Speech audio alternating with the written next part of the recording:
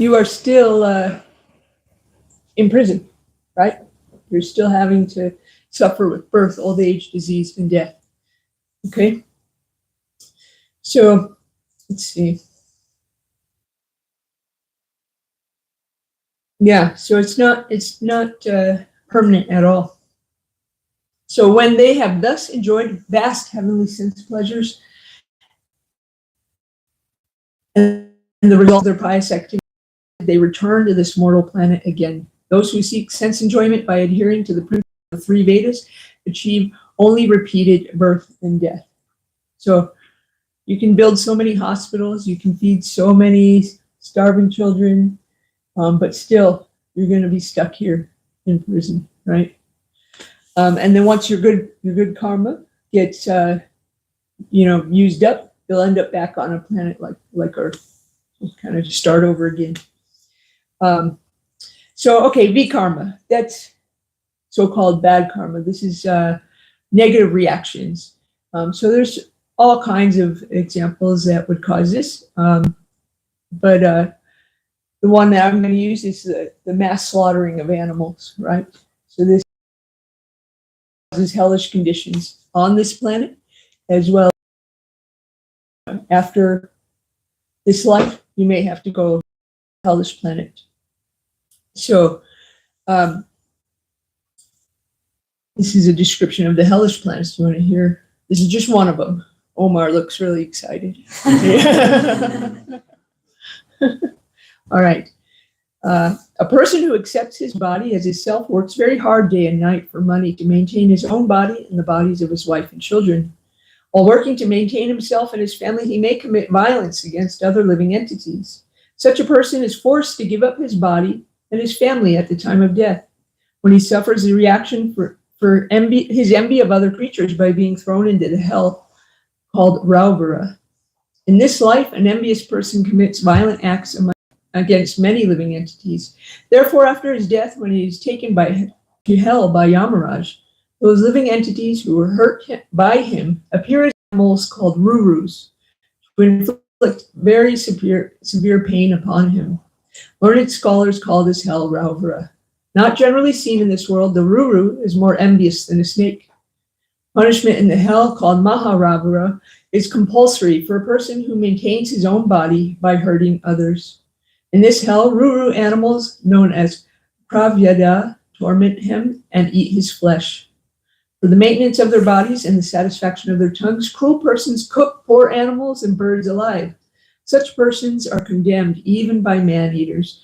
In their next lives, they are carried by the Yamadutas to the hell known as Kumbhipaka, where they are cooked in boiling oil. So that doesn't sound very fun.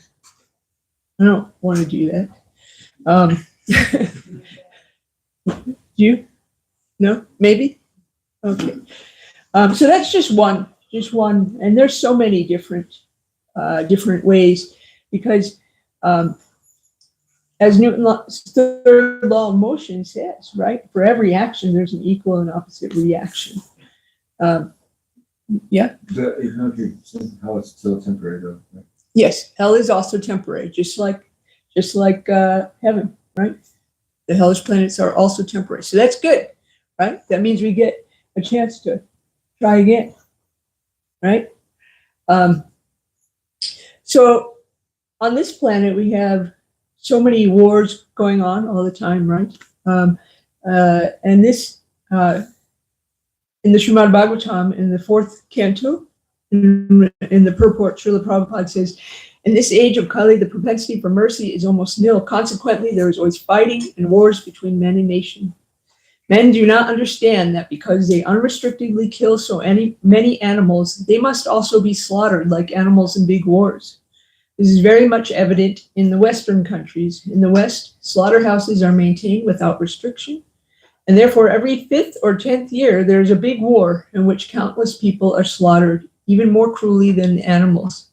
Sometimes during war, soldiers keep enemies in concentration camps and then kill them in very cruel ways. These are reactions brought about by unrestricted animal killing in the slaughterhouse and by hunters in the forest. Proud, demoniac persons do not know the laws of nature or the laws of God. And consequently, they unrestrictedly kill poor animals, not caring for them at all. In the Krishna consciousness movement, animal killing is completely prohibited. One is not accepted as a bona fide student in this movement unless he promises to follow the 4 regular principles: no animal killing, no intoxication, no illicit sex, and no gambling. This Krishna consciousness movement is the only means by which the sinful activities of men in this Kali Yuga can be counteracted. So, another quote from Srila Prabhupada, I'm just going to read the end of it. He says, he's talking about war. Why is this going on? And he says, why? That is nature's law, tit for tat. You have killed, now kill yourselves, right? So we can see that, again, for every action, there's an equal and opposite reaction. What goes around comes around, right? So now we get to a karma. So this is neutral, right? This is or no results. You get no reaction from this. And this is actually what we want. We want to achieve, right? Is a karma. So why do we want to not make karma? Does anybody know? We guess. Yeah, Tristan. Like any kind of activity put you in material. Yeah, and it binds us. It binds us to this material world. It's like having a debt, right? And it must be paid, whether the debt is a positive, positive or negative. It needs to be paid. That is the law, right? It's the law of this material world. So if we do so much good, then that debt is owed to us, right? And if we do so much bad, then we owe the debt. Either way, we have to come back to either get rewarded or punished, right? So most people, they say they understand this, or they believe this, but in truth, they haven't really kind of deeply understood that, right? Because if they deeply understood this in their heart, it's really hard for people to understand that the suffering or the joy that we have is a result of our previous actions, right? And many people want to blame others. They want to blame others or blame God. They blame Krishna. That's one of the most common reasons that people give when they are kind of antagonistic about religion or God, right? They say, the reason they give is the suffering of innocence, right? Why would I want any part of a God that lets babies suffer, right? I mean, how could that baby have bad karma, right? He was just born, right? But the thing is we've been living for billions of lifetimes, lifetime after lifetime after lifetime, right? And so what we do in this lifetime affects what happens in our next lifetime. So Krishna, he doesn't want us to suffer. He's not actively making us suffer. He isn't up in heaven saying, you in particular, you, Tristan, I want you to have your life completely destroyed. He doesn't do that. No. Right? Does anybody here know the story of Job from the Bible, right? So I'll just give a brief synopsis of that story. In that story, God and Satan are talking, and look at my dear, my dear Job here. He's such a good devotee. He's worshiping me. He's praising me all the time. He's just never doing bad. He's just so wonderful. He's just saying how great this guy is. And Satan says, well, yeah, of course, because you gave him everything. He's rich. He has a nice family. He has good friends. Of course he is. If he didn't have any of that stuff, he wouldn't be singing your praises all the time. And so God let Satan kind of start messing with him and to see if Job would still maintain his faith to him. And so Job's entire family gets killed, right? His entire family gets killed. He loses all his money. He loses all his wealth. But still, Job is still praising God. He loves God. He's still praising God. He's wondering what's going on, but he's still loving and praising God. Then later his friends start turning against him because they think, oh, he must have done something really terrible for God to be treating him this way. And they started talking bad about him. And so now he's like losing his friends. And still, Job is still praising God. He's very upset. He's crying, why is this happening? But he's not turning away. He's still loving him. At the end, ultimately, Job, he still, he never wavers really in his faith. And so God kind of took back control over his life and ended up sort of giving him everything back that he had. Maybe it says he had all new children. So, and never mind about the ones that all died. Here's just a bunch of new ones. And so it's not like that. Like God's not up there playing, saying, you, Tristan in particular, I want you to have a bad life. No. Instead, there's two things going on here. First is karma, which is the law of the material world. And the laws, they don't favor or discriminate, right? They're just like gravity doesn't discriminate. It works the same whether you're black, you're white, you're rich, you're poor, you're ignorant, you're intelligent. You can't like pay a fee and have gravity stop working. Or get your senator to pass a law to have gravity stop working. No, you can't do that. Gravity just is. And karma's like that. It's a bit like a machine. So anybody heard of a Rube Goldberg machine? Yeah. So it's kind of like that, where one action causes another. So I have a short little video of a Rube Goldberg machine. I just thought it would be fun, and you guys want to see it? All right, hold on.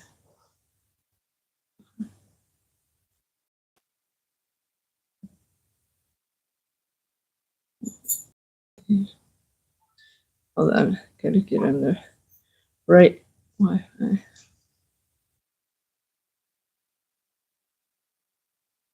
Okay.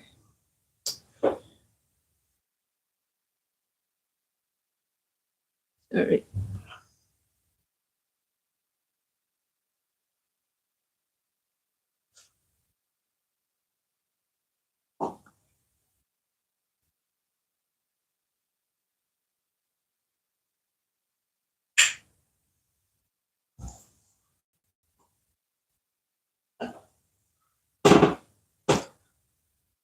Mm-hmm.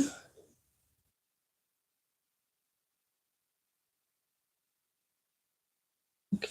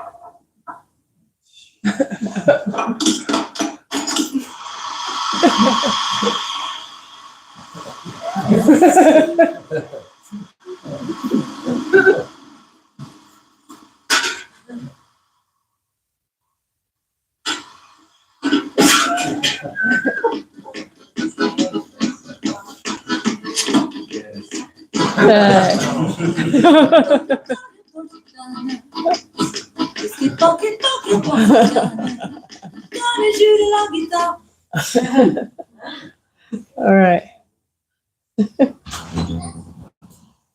So I just said that would be funny for everybody to see. And so that's a little bit how karma works, right? It's one thing after another, right? But then we also have free will, right? Because Krishna wants us to be happy and he wants to give us what we want. Ultimately, he wants us to come back to him. But he wants us to do that because we want to, not because we're forced to, right? Because it doesn't mean anything if you're forced to do something. You know, if I hold a gun at you and I say, tell me you love me, and you say, oh, I love you, is that going to make me feel warm and fuzzy inside? No, because I know he just doesn't want me to shoot him. You know? So we have free will. So now imagine, and I think maybe you gave this analogy in a previous class a few weeks ago, but I'm not sure. But imagine that you drop a rock in a calm body of water. Did you give this? Yeah. Yeah. And those ripples that go out, right? That's the results of your actions, your karma. But now if we all drop a rock in that calm body of water, what's going to happen? It's going to be sort of chaotic, right? Yeah. Stuff, ripples everywhere, but they're all sort of bumping into each other, right? And so chaos, more or less. Yeah. And so this is sort of the situation that we're in now. This is why bad things can happen to good people, why good things happen to bad people, because we're all suffering the results of our karma. So what exactly is bad or good karma? What's happening? There's a spider. Oh, spider? Yeah. Oh. Oh, yeah. That you're not smushing them. Okay. So what exactly is bad or good karma? Can bad karma actually be good karma? You think so? Yeah. And can good karma be bad karma? Yeah. I think of like the direction it goes in emotional life, right? Yeah. Yeah. Blood. I mean, I'm not sure because let's say you punch someone in the face, then it could happen to you. Yeah. I mean, yeah, if you punch someone in the face, they could punch you back, right? They could have you arrested, right? Or if they were hurting you, they could stop hurting you, right? And that would be good, right? Yeah. So I mean, it could be good or bad. Yeah. So I think about like lottery winners, right? So many lottery winners. Yeah, most people are like, oh, that'd be great. Yeah, I want to win the lottery. But if you like read what's happened to so many lottery winners, usually their life becomes much worse after that, right? And a lot of them say they wish they never won. And it's something that seems like it's good karma. It's bad karma. Same with, like if you're born into a really nice family and you're not really challenged so much, that's a really good karma, right? You're not having many challenges. You're born into this really nice family, but that could also be bad karma because challenges help us grow, help us learn, right? And sometimes when you're not being challenged that way, you can become complacent, right, with your life and not really do anything, right? Because things are good and you're not really spurred on to change anything, right?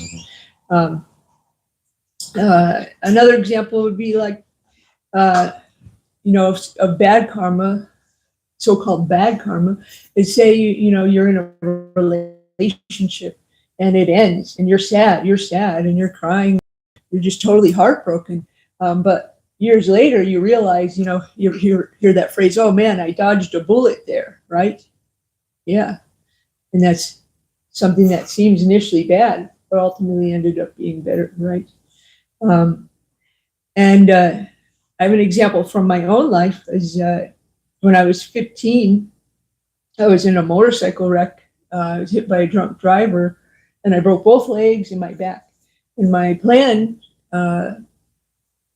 at that time was I wanted to join the Air Force, so I could pay for college. And that was my plan for since I was quite young. And all of a sudden now here I am 15 years old, and I was about to graduate high school, and now I have all kinds of screws and metal plates and bars in my legs, and the military would not recruit me at all. And I was pretty sad, and I was like, oh man, I don't know what I'm going to do. That was just terrible, how unfortunate. And then let's see, about 2 years later, that's when 9/11 happened, right? And then we were in war suddenly. Previous to that, there wasn't really a whole lot going on. It was, relatively safe. But after that, we were in war. So the point I'm trying to say is that we don't necessarily even know what is good and what is bad for us, right? Another example, I think, from the news recently is that man Luigi Mangione that shot that CEO of that insurance company, right? He felt so compelled to do that. He took great pains to conceal his identity, and then he got caught because he was flirting with a girl, and he took his mask down and he flashed her a big smile. And with that one shot from a surveillance camera, all of a sudden that picture hit the entire nation, and ultimately they caught him, right? Yeah, bummer, for him. He planned all that perfect crime, right? And then, no, it didn't work out because he stopped to flirt with some girl and brought his mask down and got caught on camera, right? Okay, so let's talk a little bit. I want to tell some stories from our tradition. One person I want to talk about is Queen Kunti. I really love Queen Kunti. She's the mother of the 5 Pandava brothers that's in the Bhagavad Gita, right? And she went through so many hardships. I mean, just so many hardships. It's amazing the stuff that she went through. First, she had to give up her son Karna because she was not married yet, and it was just unacceptable, right, to have a child. And then after she got married, her husband died and left her to raise 5 children. And her and her sons were under the care of King Dhritarashtra, who was her husband's older brother. But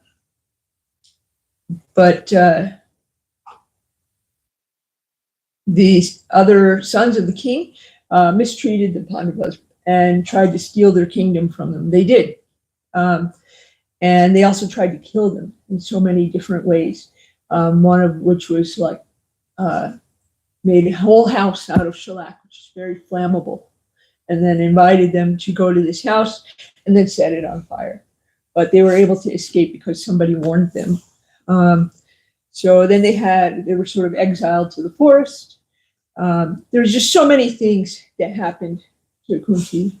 And someone might say, hey, that's some pretty bad karma there. You have so much terrible things going on in your life. But if you hear her prayers, you can actually understand that it was actually good for her. So this is her prayers. My dear Krishna, your lordship has protected us from a poisoned cake, from a great fire, from cannibals, from the vicious assembly, from sufferings during our exile in the forest, and from the battle where great generals fought. And now you have saved us from the weapon of Ashvatthama. I wish that all those calamities would happen again and again, so that we could see you again and again. For seeing you means that we will no longer see repeated births and deaths. My lord, your lordship can easily be approached, but only by those who are materially exhausted. One who is on the path of material progress, trying to improve himself with respectable parentage, great opulence, high education, and bodily beauty, cannot approach you with sincere feeling. So she's actually asking for these horrible things that happened to her to keep happening, to happen again and again. Because at that time she was able to remember Krishna. She was able to remember God. And that was so joyful to her to be able to remember God. And that's actually the goal of human life. And she has this great point, which is that the Supreme Lord can be easily approached but only by those who are materially exhausted, right? People that are kind of done with the material world, then he's easy to approach, right? And one way to become done with the material world is to have a bunch of terrible things happen to you. Yeah, right? All right, here's another story. This is about Goddess Ganga. So this is from the Mahabharata. So Goddess Ganga,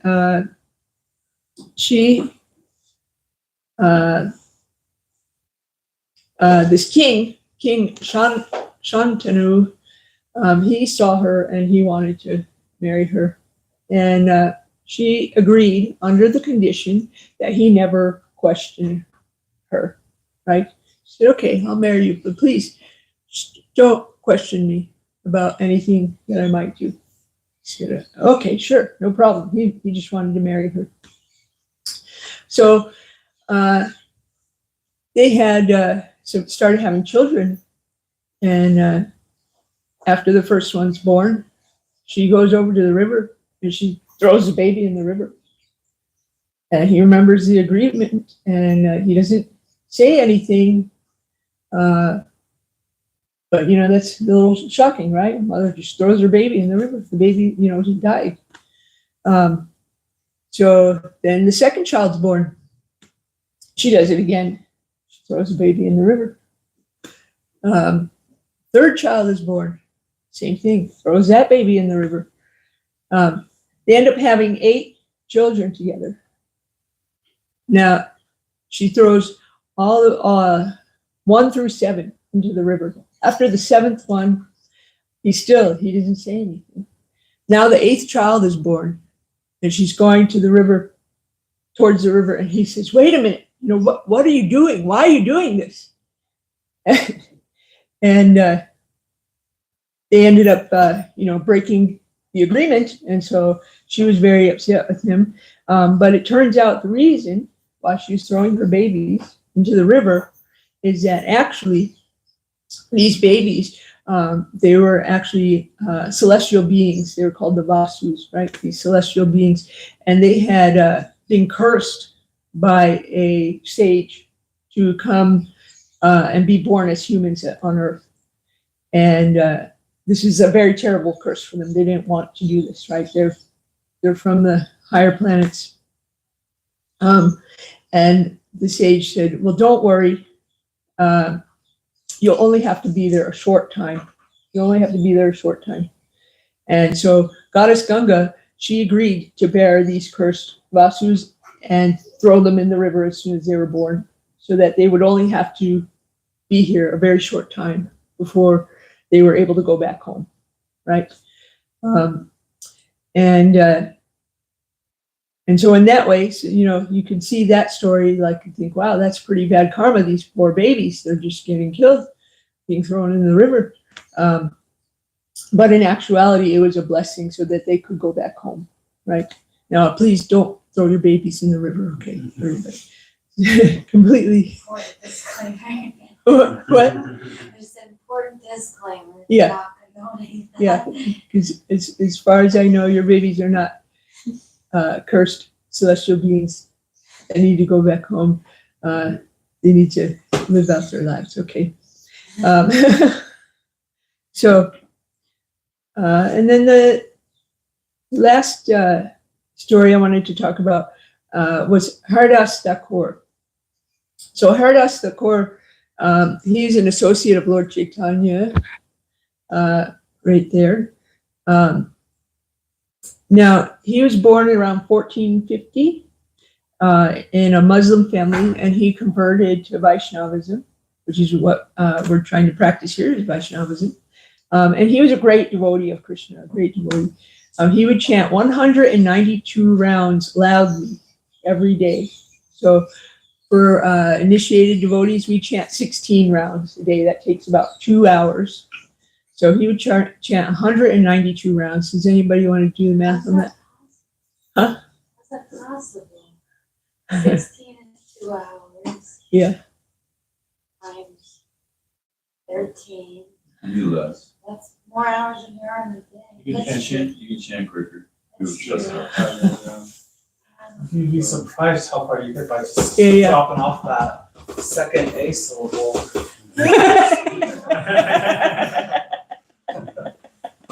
Or days just used to be longer. Yeah. I did a math once. It's possible. It's just, you'd be doing it all day, and all night. But, yeah. Okay. So he would chant 192 rounds loudly every day before eating. And so he was just the Supreme Lord Anantadeva himself praises Haridas Thakur. Even Lord Brahma and Lord Shiva always desired to associate with such devotees as Haridas. And the demigods desire to touch the transcendental body of Haridas Thakur. Simply by saying his name, one will be promoted to Krishna's abode. So that's from the Chaitanya Bhagavat. So one day, he had upset a smart Brahmin. So this is one of the religious leaders of the Hindus in that time.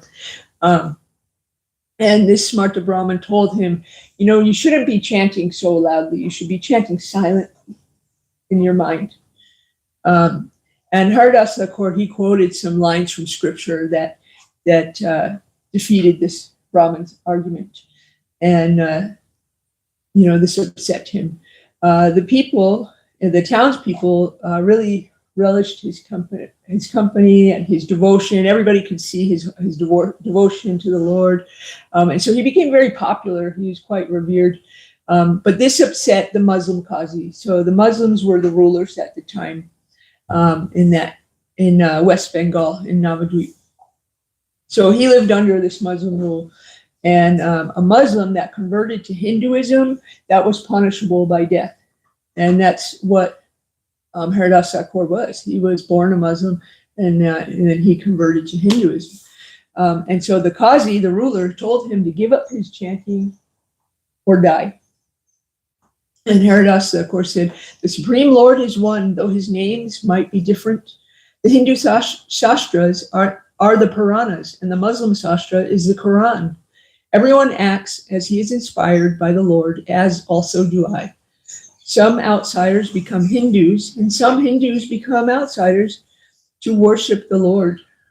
Oh, Maharaj, you can now judge me. So the Qazi told him again, give up your chanting or you'll die. Just follow your own religion.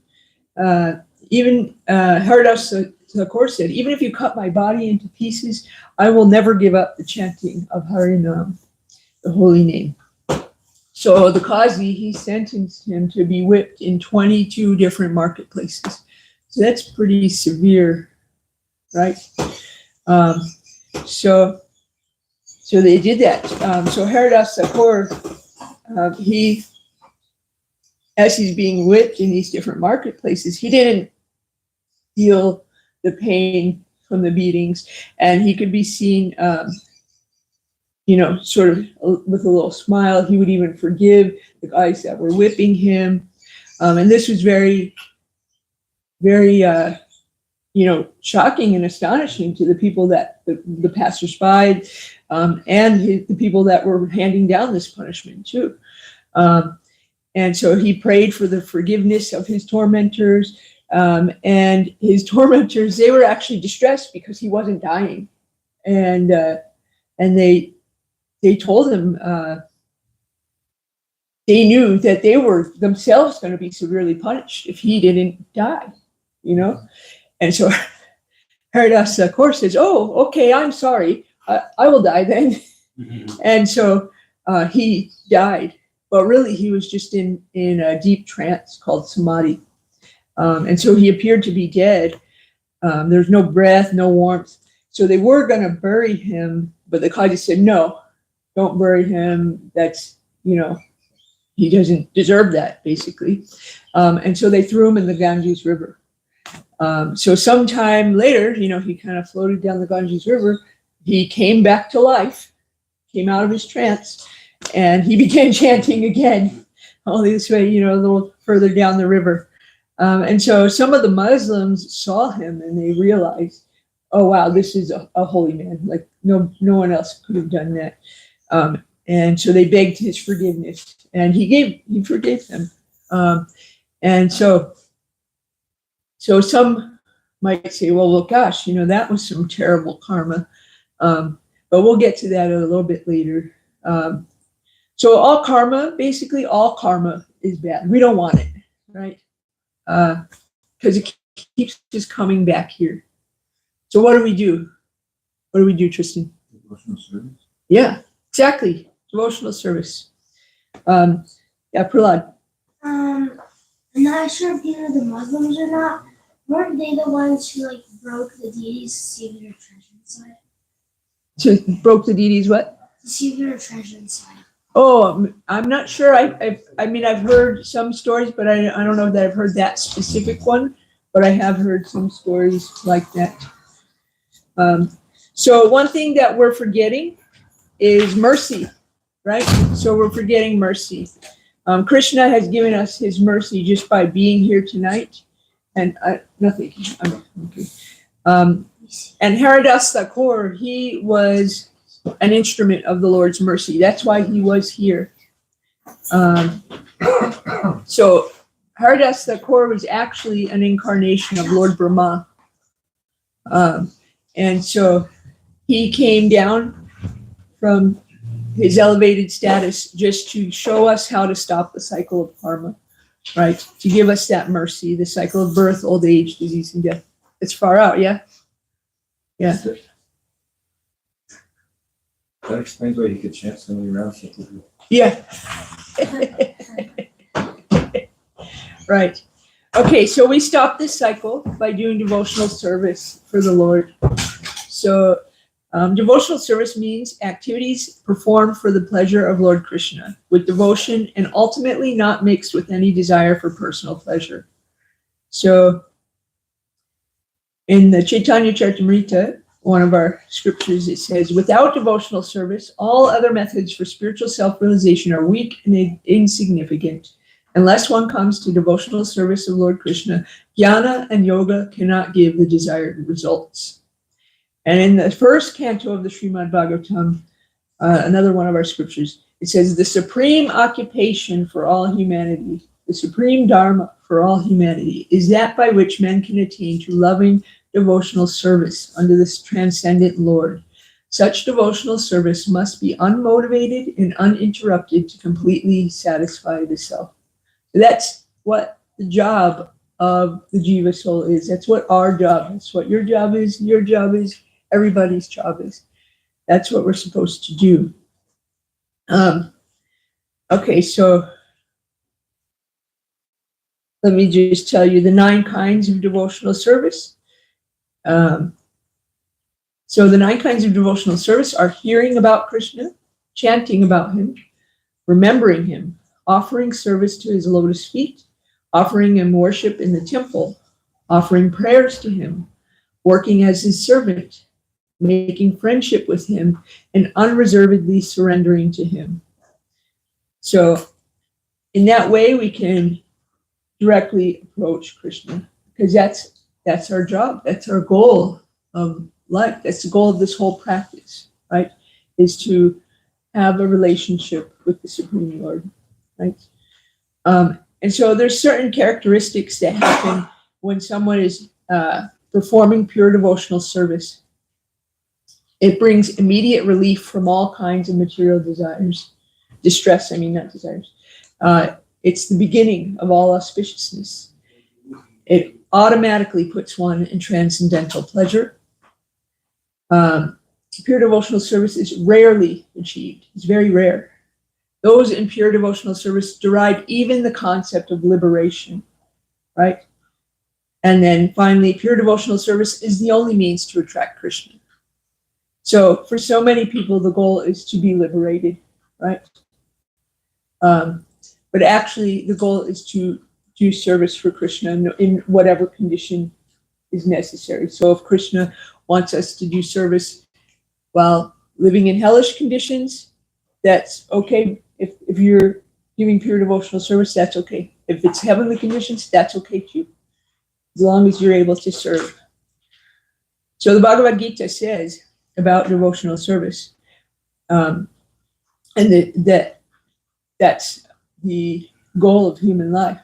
Bhagavad Gita says, this knowledge is the king of education, the most secret of all secrets. It is the purest knowledge, and because it gives direct perception of the self by realization, it is the perfection of religion. It is everlasting, and it is joyfully performed. So that means this devotional service is eternal, right? Everything else is temporary. Everything else in this material is temporary. But the devotional service that we do now, that's eternal, right? So I think I'll just end here with a few classic quotes. So in this age, the easiest way for us to start that devotional service is to chant the names of the Lord, right? To chant the Hare Krishna mantra right there. Lord Chaitanya says in the Chaitanya Charitamrita, and if you know it, you can say it along with me. Harinama, Harinama, Harinama, Eva Kevalam, Klo Nasteva, Nasteva, Nasteva, Gatiranyata. In this age of quarrel and hypocrisy, the only means of deliverance is the chanting of the holy names of the Lord. There is no other way. There is no other way. There is no other way. Okay. And Prabhupada said that his Guru Maharaj used to say, don't try to see God. Work in such a way that God will see you. God will take care of you. Don't try to see God. This is the process. I want to see God. Oh, God, please come and stand before me. Oh, just like he's my servant. God is no one's servant. You have to oblige him by your love, by your service. That is the process. Yeah. So in closing, I challenge all of you to start some regular service. Start some regular service to Krishna and keep it up. And if you're already doing service, then increase your service in some way.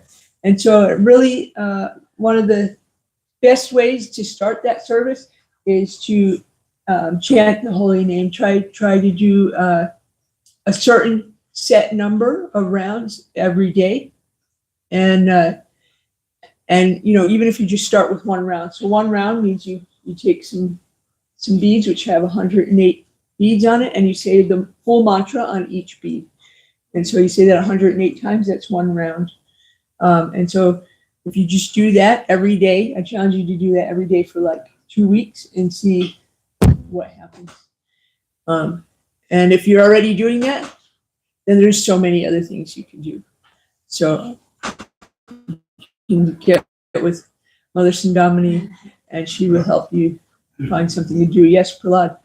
I'm not sure if this really counts, but reading some books like about God Yeah. or like pure books count. Yeah, that counts. Absolutely. Yes, reading. Yep. Reading, chanting, worshiping, all of those things count. Yeah. So, all right. Yeah, Omar. So when you start practicing a karma, do you immediately transcend all your previous karma, or do you have to like wait for all that to burn off, or for your karma to like? So it's sort of like Prabhupada's given the analogy of like a fan, right? When you unplug a fan, that fan spinning, that's your karma, right?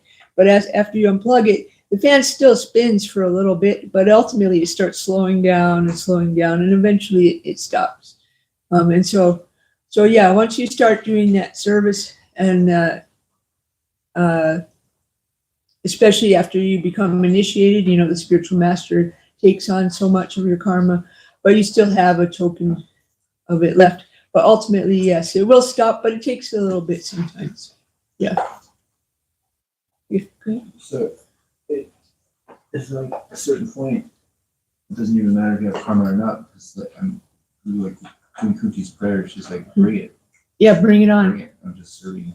Yeah. So I'll serve you wherever. Yeah, I really love those prayers. It was like one of the first things that I identified with when I first came. Yeah. When you take up the Lord, as you're serving, then you're on the internal potency of Krishna. So Krishna is personally dealing with you, material nature, as you're serving. And then not serve Krishna. Yeah, that's very good. Yeah, Omar. Oh, I just lost it. Oh, I'm sorry. It's okay. If you think of it, just let me know. Right? Anybody else? I just want to say a side note. I had called him before I came, and I was talking about how, storms are just as essential because it boosts and strengthens your skin. You can have the same in the weather. Yeah. So, Yeah. and that was literally 10, 15 minutes before Christian code started. There you go. Wonderful. So does everybody here have Vidya Omar? Okay. I was wondering if you can stop someone else's karma for them. Like, if you chant that somebody, does that somehow influence their karma or slow their fan down? Is there a way for you to Well, you could go in and you could be spiritual master and give them initiation. Yeah. Outside of that? So you have to engage them in devotional service. So if I go out there to the bar and just start going, Hare Krishna, top of my lungs, they're all hearing the whole name. That's service to God. You can give them prasad. Yeah. Take prasad. They don't even know what it is. Give a dog prasad. Engaging devotional service to God. There's you remember Ryan that was just here, you picked him up from the bus station. I went to visit him a few years ago, and his sister, he keeps trying to get his sister, involved in Krishna consciousness, and she's just not so interested. And so then he does a sneak attack, sort of. He'll be driving around, he always has books in his car, and he'll be driving around, and then he'll just stop at one of those little free libraries, and he'll hand her the book and say, go put this book in the little free library. And she's just like, yeah, sure, okay. And so he's getting his sister to distribute books, so she doesn't even know it, so. Yeah. Okay, Omar? So when we're in that heavenly planet, I'm assuming there's still Bhagavad Gita, the absolute truth still exists, and we probably still retain our spiritual knowledge. And it seems like if we're enjoying more, but we're dovetailing our enjoyment in the service of Krishna, then it seems like that's strictly better than if we were to try to perform bhakti in a hellish condition. So doesn't it make sense that, if we can't always perform devotional service or out karma, then performing good karma is good, because then, if at the end of the day we die and we don't transcend the material world, at least we're in a place where we can have better enjoyment while serving Krishna. And I'm assuming we have greater intelligence too, so wouldn't we be able to understand the philosophy better and engage to an even better degree? Well, there is one problem with that, though, is that when people are enjoying, they have a tendency to kind of forget not always, but they have a tendency to sort of forget, because things are good, right? They're becoming complacent. They're thinking, well, what do I need? What do I need Krishna for? Because everything's so good, Whereas, they say there's no atheists in a foxhole, right? Why is that? Because bombs are falling and they're scared and they're praying to God, whether they've previously believed in him or not, right? Because they're like, holy crap, what's going on? So that's one thing that can trip you up, Yeah, Arjuna, sorry. Well, also, it's assuming that every single entity in the celestial plane has already had many lifetimes as a human being in which they engaged in, spiritual work and devotional service to even have a taste for it or know what it's about. Lord Brahma never lived any other lifetime aside from that one. So you're already in this lofty position and you become forgetful. The ego tends to be very large and you may not even have that solid foundation. But like Krishna says in the Bhagavad Gita, those who do good are never overcome by evil. And when you are unsuccessful in the process and go after many, many repeated births and deaths, that then you could take birth as a demigod, but that's not necessarily the typical routes to get there. So the Bhagavad Gita is why is it talking about the modes of nature, and if you do goodness, it's like this, passion is like that, ignorance is it's better to be good than bad. Better to be in the mode of goodness. It's best to serve God, but if you're not going to serve God, then the Bhagavad Gita is bringing people to goodness and then pure goodness. And why? Because in the lower modes of nature, passion and ignorance, you can't serve. It's like a runway. You need a runway to get a plane off the ground. And without a runway, good luck. But the mode of goodness is like the runway. Goodness, purify the goodness, just max out goodness, you're serving God.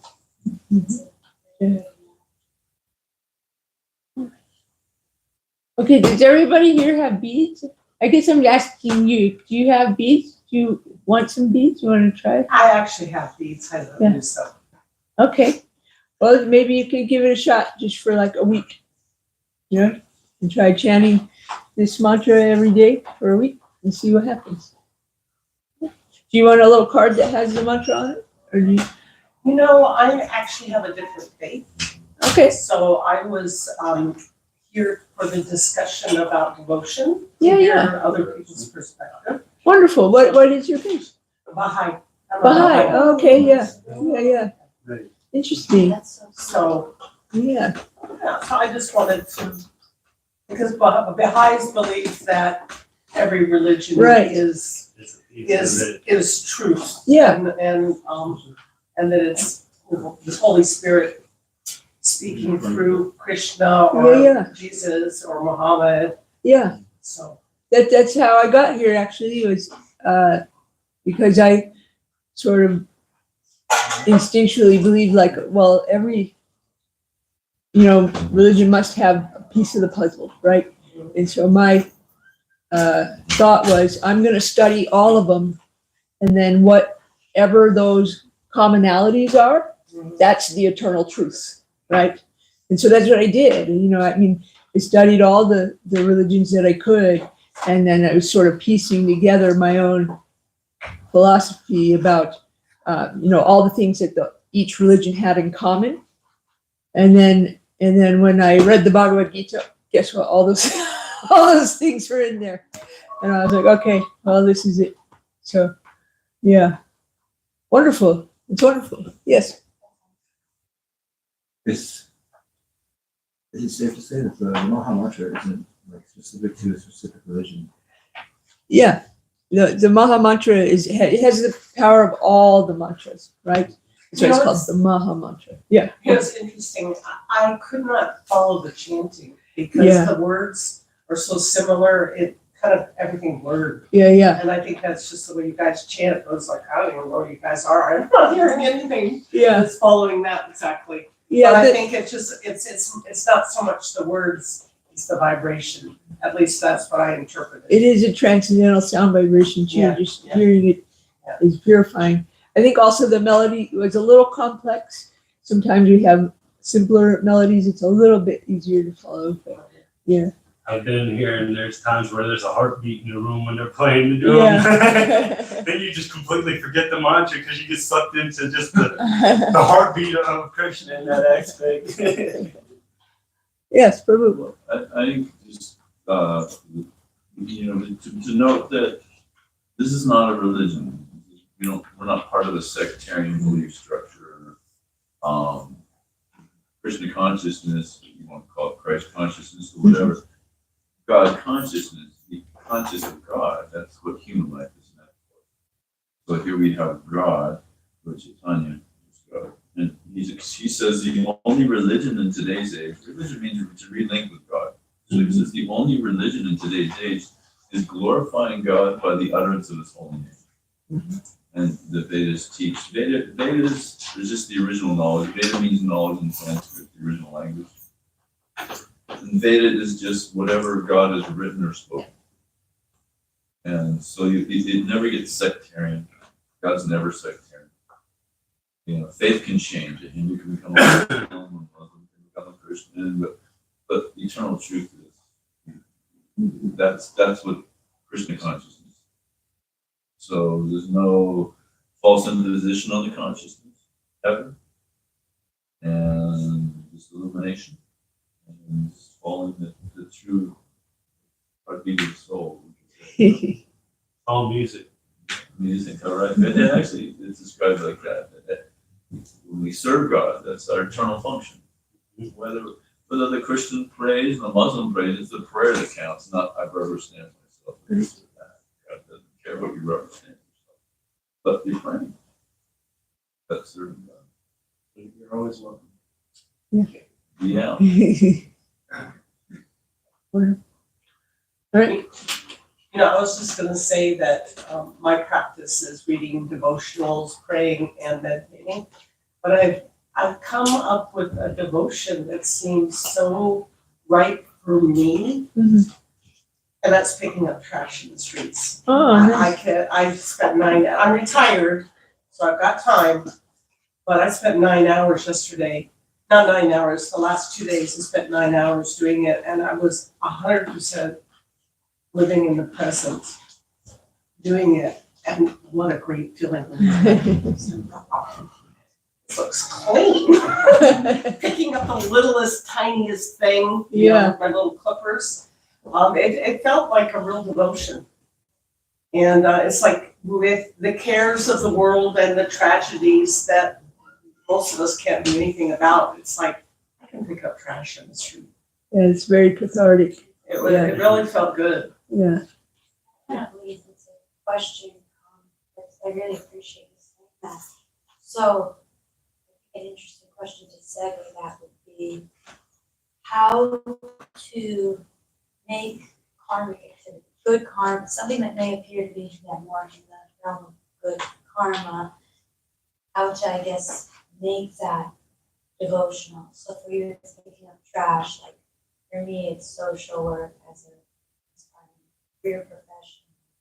Yes, how to kind of dovetail God consciousness into it so that we are thinking of God as a group, not just doing it, not just for ourselves, right? Oh, it feels good for us, but even, we're thinking of other people's planet. That's really nice, but that's still, as you're saying, karma. So how to kind of dovetail so that good karma run away into transcendental. Yeah. To try to find a way to do those acts in a way that's for the Lord, that's for Krishna, right? An example, if you're raising your children, you could raise your children, like most people raise their children, send them to school and make sure they get a good education and a good job and all those things are great. But if you also try to raise your children, you can do all those same things, but also try to instill in them, love for God. Well, then you're doing that as a service to God, right? Yeah. Yes. Maybe just meditate for a few moments before you get started. Before you Put your hand on the door of the office or your, wherever you may go.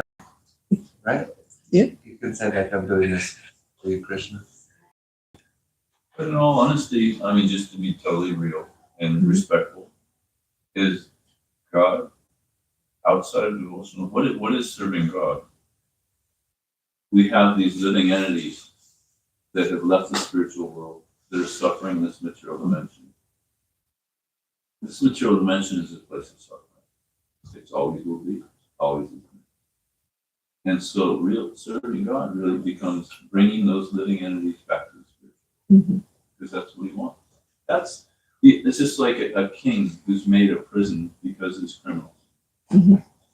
He could care less if you guys play bingo or whatever in prison.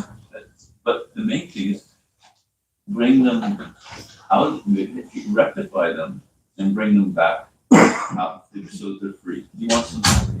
He'll be happy when they're not no longer with the criminal mentality. Right. So serving God becomes bringing people closer to God, ourselves and others closer to God, and going back to the kingdom of God, making progress back to the kingdom. That's what serving God is. The rest of it, whether you want to play bingo or Monopoly, you want to throw me your Monopoly things all around, as long as that rectification thing's going on. That's what matters. And that rectification, when we come in contact with God, our hearts get purified. He's the most pure. The pure heart, the pure soul. We're already perfect, but we're covered. This covering needs to get removed. And that's done through the chanting the holy name, working service to God as well. So, if you have an interest for material activity, how do you dovetail it? You have to do it legitly, not just in your, I like climbing trees and cutting down trees. I'm saying, hey God, I'm gonna do this tree today, before I get my money for doing that. That's not serving God. Yeah. God can care less if the tree's got a branch on it or not. Yeah. Doesn't do anything for him. Doesn't bring. Serving God is serving God's senses. What was that last word? Serving, the difference between lust and love is serving our own senses, and love is serving God's senses. Yeah. So, important to note that, actually what is serving God? Good step to get to, so that we don't kid ourselves. Yeah. Right. Yeah, It there's, makes nice progress. go. Okay, Tristan. If you're working in a cutting trees and you're chanting the whole time you're cutting trees. Then you're making progress. So I got a landscaping job and I work for the doctor and this and that. I get paid. You're making progress when you chant. And you're also making progress when, like, I had my own landscaping business when I was living here, and I would give the funds that I get earning to Muslim or some other guru that came through. Then you're accumulating karma by working for that doctor. Like killing cactus, trees. And then, even if it was good stuff, watering plants, it's still, and then you're getting paid for that. The only time, and you chant Hare Krishna up there, that part of it's serving. And then also when you take that paycheck and you give at least to whatever part of it you give to authorized Krishna conscious promotion programs, then that's serving. Because this whole program is only bringing people closer to God.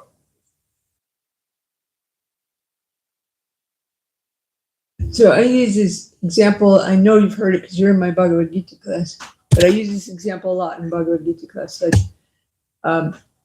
because it could look very similar, right? Someone that's doing service for God and someone that's serving their own senses. If they could be doing the same thing, right?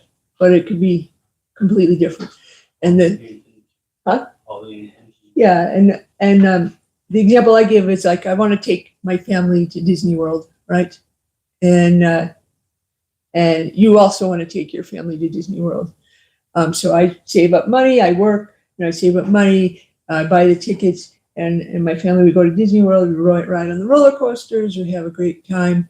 Maybe even we just, we'll chat a little bit beforehand, but we're just riding the roller coasters. But when you take your family to Disney World, you do the same thing. You work hard, you save up your money, you buy your tickets, you go, you ride the roller coasters. But you're also there because you want to help bring Krishna to the people that are there, and you distribute books to the people at Disney World. And so you're doing the same activity. Your both families are in Disney World, but one is doing service to Krishna, and the other one is serving their own senses. Yes. So even if it might jeopardize my job and annoy my coworkers, preaching to them and saving ass. Yeah, but you also have to maintain your responsibilities too. So yeah, I mean, if you can do it, I think you Also, want to. it's palatable, so you can digest it. Yeah. Otherwise it could. Yeah, you don't want to like preach to people that are totally adverse. I mean, that's an offense. Well, you cook, don't you, Tristan? You're a chef, aren't you? I'm just a manager of the restaurant. As far as like your point, the guru of this society, he said that cleanliness is godliness. So like when the atmosphere is clean, it's easier to meditate on God. So he's kind of talking about the runway example. What a goodness, so it's not clean. There's activities that are conducive to spiritual life. Things that put you in a present state. Just